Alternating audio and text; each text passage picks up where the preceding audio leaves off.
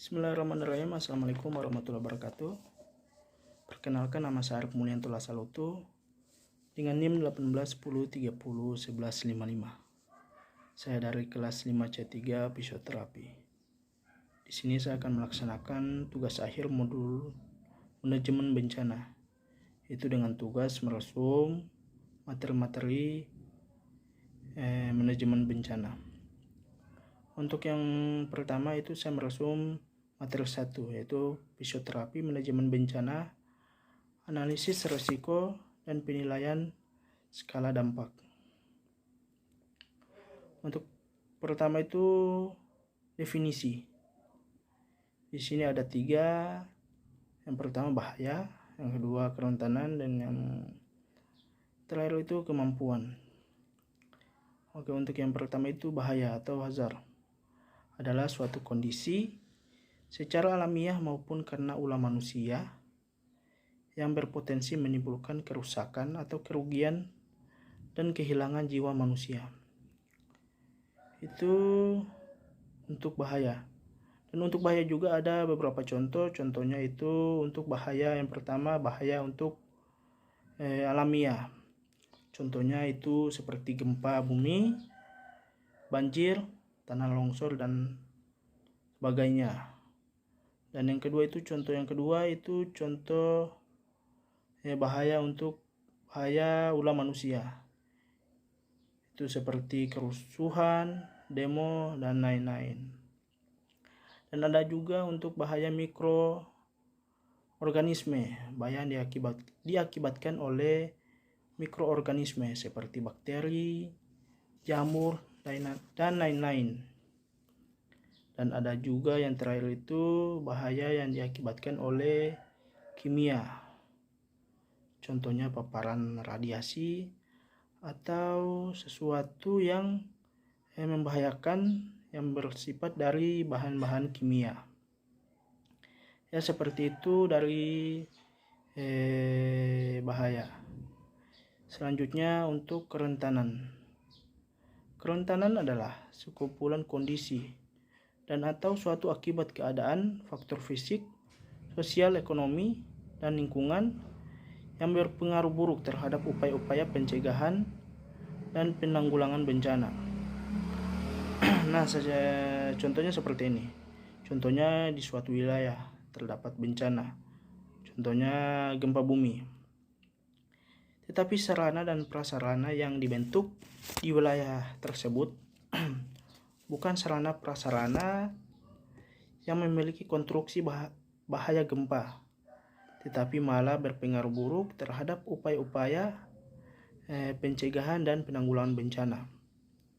Contohnya itu bangunan yang terbentuk dari beton, dan terdapat bangunan-bangunan yang bertingkat sehingga memicu adanya bencana. Atau ditambah lagi tidak adanya fasilitas kesehatan, atau ada tetapi jarak untuk menempuh dari wilayah ke fasilitas kesehatan itu jaraknya cukup jauh, sehingga sulit atau memakan waktu lama untuk sampai di sana. Ya, seperti itu untuk kerentanan. Selanjutnya untuk yang terakhir itu kemampuan. Kemampuan adalah kebijakan, kesiapsiagaan, dan peran masyarakat, kekuatan dan potensi yang dimiliki oleh perorangan, keluarga, dan masyarakat yang membuat mereka mampu mencegah, mengurangi, siap siaga, menanggapi dengan cepat atau segera pulih dari suatu kedaruratan dan bencana. Ya, untuk kemampuan seperti itu. Selanjutnya itu probabilitas kejadian. Untuk skalanya, skala untuk probabilitas. Yang pertama itu di sini ada 5 skala. Yang pertama ada pertama itu 5. Untuk yang skala yang pertama itu 5, yaitu sangat pasti, hampir dipastikan 100% terjadi tahun depan atau terjadi setiap tahun. Berarti di sini untuk skala 5 itu sangat pasti atau sering terjadi.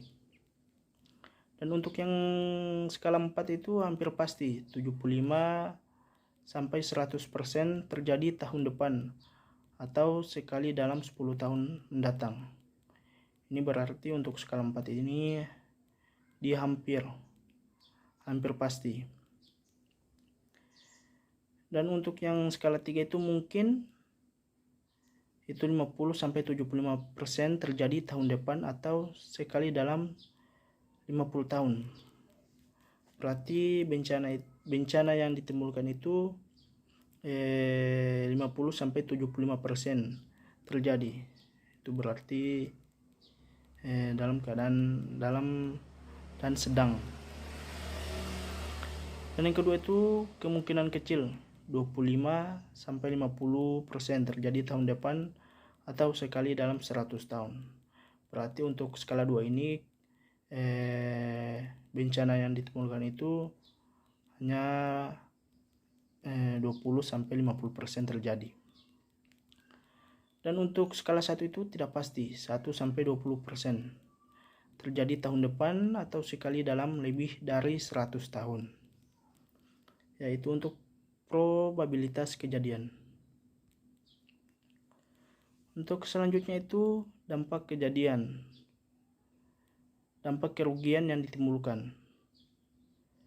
Di sini juga ada 5. Yang pertama itu 5 sangat parah. Hampir dipastikan 100% wilayah hancur dan lumpuh total.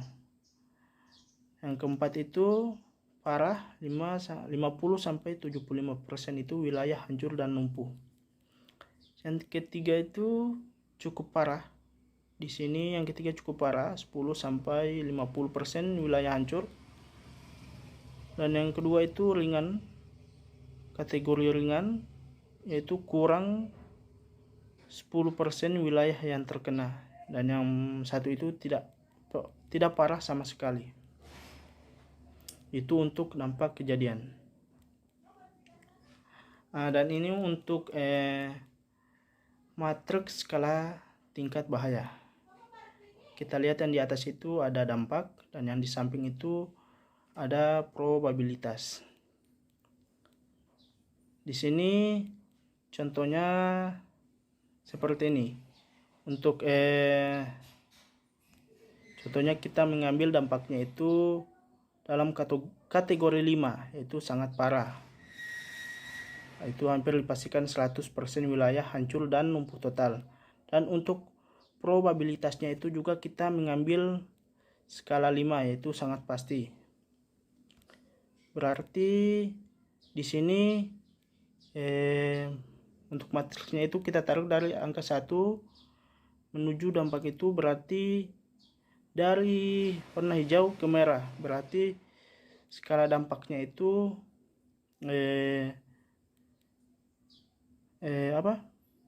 ini kuning ini dalam tingkat parah. Dan untuk yang probabilitasnya itu juga kita taruh dari angka 1 untuk warna hijau ke nomor 5 itu pada warna merah atau parah. Di sini untuk kategori warnanya itu yang pertama itu merah, itu parah. Untuk yang warna kuning itu sedang, dan yang untuk kategori hijau itu rendah. Berarti jika seperti contoh yang tadi itu, berarti dampak untuk bencananya itu dalam kategori parah atau tinggi. Itu untuk matriks skala tingkat bahaya. Untuk selanjutnya itu kerentanan. Kerentanan yang pertama melengkapi dengan data demografi, jumlah penduduk, jumlah kelompok rentan, yaitu bayi, balita, lansia, dan ibu hamil. Untuk gambaran kondisi sarana dan prasarana kesehatan itu ketersediaan rumah sakit, puskesmas terdekat, jarak dari lokasi rawan bencana. Ini untuk sarana dan prasarananya. Dan yang selanjutnya itu sistem transportasi dan telekomunikasi. Itu seperti contohnya akses jalan, sarana angkutan, jaringan komunikasi, dan lain-lain. Selanjutnya itu ketersediaan ketenagaan kesehatan. Itu contohnya seperti dokter, perawat, bidan, pokoknya yang menyangkut dengan kesehatan.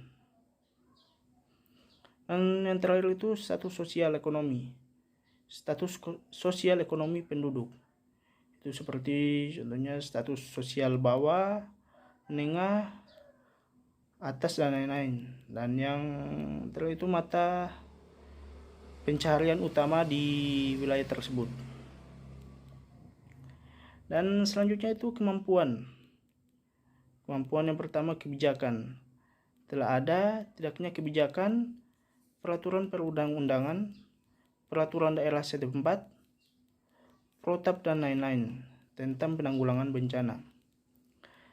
Dan selanjutnya itu kesiapsiagaan. Telah ada tidaknya sistem peringatan dini, simulasi bencana, sosialisasi titik kumpul,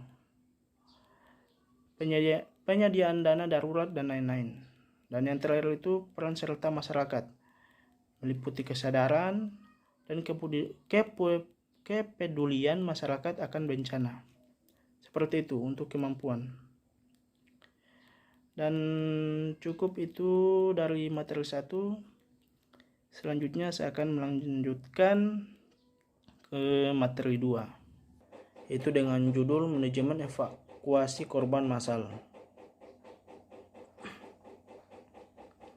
Pertama, bencana di Indonesia. Bencana di Indonesia terbagi menjadi 2, yaitu bencana alam dan bencana akibat ulah manusia. Bencana alam terbagi menjadi 3. Yang pertama, letusan gunung berapi, gempa bumi, dan banjir. Dan yang kedua, bencana akibat ulah manusia, yaitu terbagi menjadi 3 juga. Yang pertama, kecelakaan transportasi udara, darat, dan laut. Yang kedua, kecelakaan industri, dan yang terakhir, kebakaran. Dan selanjutnya, dampak bencana terhadap kesehatan masyarakat terbagi menjadi 5. Yang pertama, korban massal, meninggal dunia, luka, dan sakit. Yang kedua, panik, bingung, dan depresi. Yang ketiga, masalah pangan dan gizi. Yang keempat, masalah air bersih. Yang kelima, penyakit menular meningkat. Dan yang selanjutnya yaitu pengertian triage. Pengertiannya itu sistem untuk melakukan pemilahan penderita berdasarkan kebutuhan pertolongan medis, kondisi korban. Tujuan dari triage yaitu untuk menentukan prioritas penanganan dan evakuasi korban.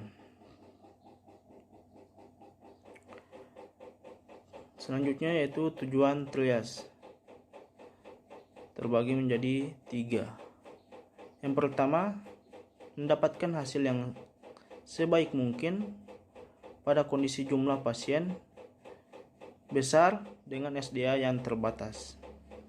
Yang kedua, transport korban ke sarana kesehatan dengan fasilitas yang memadai. Dan yang ketiga, penentuan prioritas akan menekan yaitu morbiditas, mortalitas, dan kecacatan.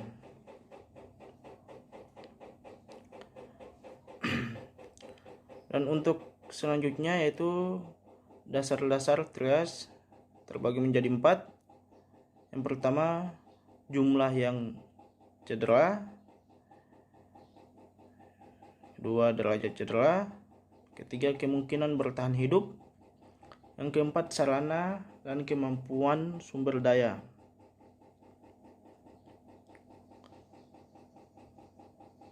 Selanjutnya yaitu yang dilakukan pada trias. Terbagi menjadi 6. Yang pertama, penilaian tanda vital dan kondisi korban bencana. Dan yang keempat, penilaian harapan hidup. Yang ketiga, penilaian tindakan yang diperlukan. Yang keempat, penilaian kemampuan medis.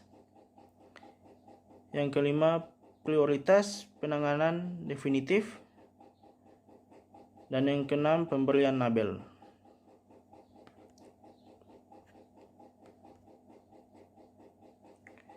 Kebijakan. Selanjutnya, kebijakan kebutuhan medis yaitu derajat cedera, harapan hidup dan sumber daya. Tapi harus dilakukan trias dulu sebelum melakukan tindakan. Untuk waktu, usahakan jangan lebih dari 60 detik tiap pasien. Tentukan fasilitas terbaik untuk penanganan.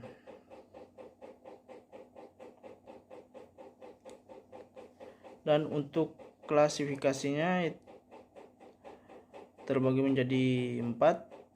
Yang pertama, hitam, prioritas 4, korban luka sangat berat atau meninggal dunia.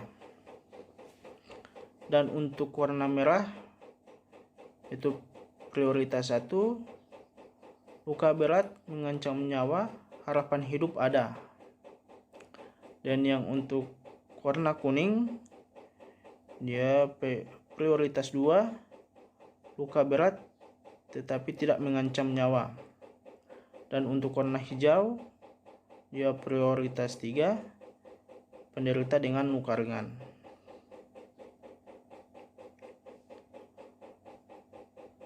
Selanjutnya, metode trias. Metode yang dipakai dalam pelaksanaan trias adalah sistem STAR. Simple Triage and Rapid Treatment. 0 awal. Dan yang 1 airway. 2 breathing. 3 circulation. Dan yang keempat kesadaran. Baiklah, untuk yang selanjutnya itu materi 3, yaitu kelompok rentan dalam situasi bencana. Apa sih kelompok rentan itu? Kelompok rentan adalah suatu kelompok atau individu yang memiliki risiko terhadap suatu ancaman atau bahaya yang berkaitan langsung dengan tingkat kondisinya. Dan menurut Undang-Undang Nomor 24 Tahun 2007, Pasal 55 Ayat 2, yang termasuk kelompok rentan itu ada bayi, balita, anak-anak, ibu hamil, lansia, dan disabilitas. Mengapa mereka disebut rentan? Karena dalam keadaan fisik maupun mental mereka tidak mampu jika terdapat bahaya atau bencana. Seperti itu. Sekian tugas akhir saya untuk modul manajemen bencana. Mohon maaf jika banyak salah. Wassalamualaikum warahmatullahi wabarakatuh.